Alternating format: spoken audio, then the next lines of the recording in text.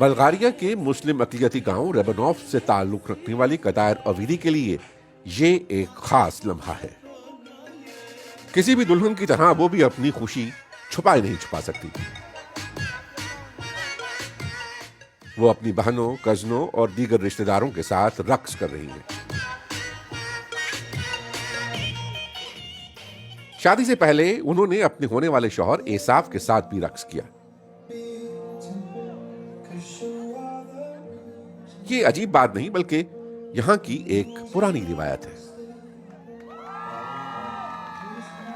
یہ خوشی کا عالم ہے۔ شادی کی یہ روایتی تقریب 2.5 دن تک جاری رہے گی۔ ریبنوف نامی گاؤں روڈوپ کے پہاڑی سلسلے میں واقع ہے۔ خلافت عثمانیہ کے دور میں موجودہ بلغاریہ کے ایک بڑے حصے کی آبادی نے اسلام قبول کر لیا تھا۔ روڈوپ سے ملحق علاقوں میں اب بھی 3 لاکھ مسلمان آباد ہیں۔ کمیونسٹ دور میں یہاں کی مسلم آبادی کو مشتبہ باغی سمجھا جاتا تھا، تاہم سرد جنگ کے خاتمے کے بعد یہاں کی مسلم آبادی اپنی شناخت دوبارہ بحال کرنے میں کامیاب ہوئی۔ اب تو یہ کمیونٹی اپنی شادی کی تقریبات کی وجہ سے اس علاقے کو یونیسکو کے ثقافتی ورثے کی فہرست میں شامل کرانا چاہتی ہے۔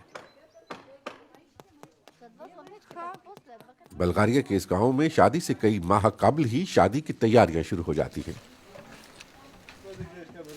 قدائر کے دادا محمود بہت خوش ہیں۔ یہ ان کی دوسری پوتی کی شادی ہے۔ محمود کی شادی 50 برس قبل خفیہ طور پر ہوئی تھی، کیونکہ تب کمیونسٹ حکومت نے مسلمانوں کی شادیوں پر پابندی عائد کر رکھی تھی۔ ان کے پاس اپنی شادی کی کوئی تصویر یا یادگار تک نہیں ہے۔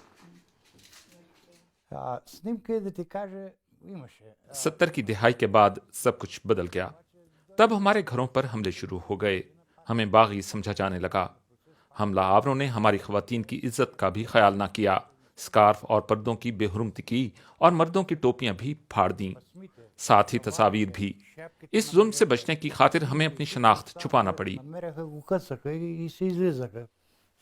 دیگر مسلمانوں کی طرح محمود کو بھی اپنا نام بدلنا پڑا تاکہ وہ کرسچن نام معلوم ہو۔ مانو مزدنوف اوکدیفو۔ گزشتہ 20 برسوں سے یہی میرا نام ہے۔ اپنا نام بدلنا ہماری مجبوری تھا، ورنہ شاید ہم مار دیے جاتے۔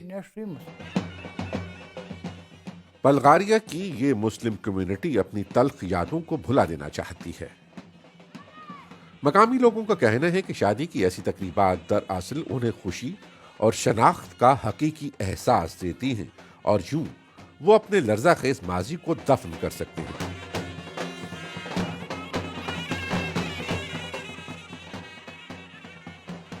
ان کا کہنا ہے کہ ایسی شادی کہیں نہیں ہوتی، اس لیے یونیسکو کو بھی اسے تسلیم کر لینا چاہیے۔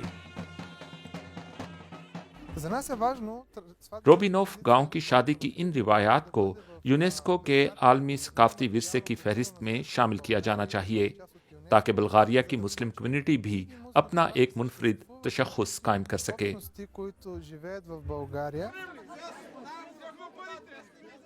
دلہن کے چہرے پر خاص میک اپ ایک قدیمی رسم ہے۔ علامتی طور پر اسے دلہن کی زندگی کا ایک پاک آغاز قرار دیا جاتا ہے۔ جیلانی نامی اس رسم کو انتہائی قدیمی قرار دیا جاتا ہے۔ اس دوران دلہن کے گھر کے باہر لوگ جمع رہتے ہیں، جن میں مٹھائیاں تقسیم کی جاتی ہیں۔ دلہن کے چہرے پر کی گئی یہ پینٹنگ اس گاؤں کی ایک خاص پہچان ہے۔ اب دلہن مکمل طور پر تیار ہو چکی ہے۔ اب یہ شادی کی تقریب کے لیے روانہ ہوگی، جہاں اس کا دلہا اس کا منتظر ہے۔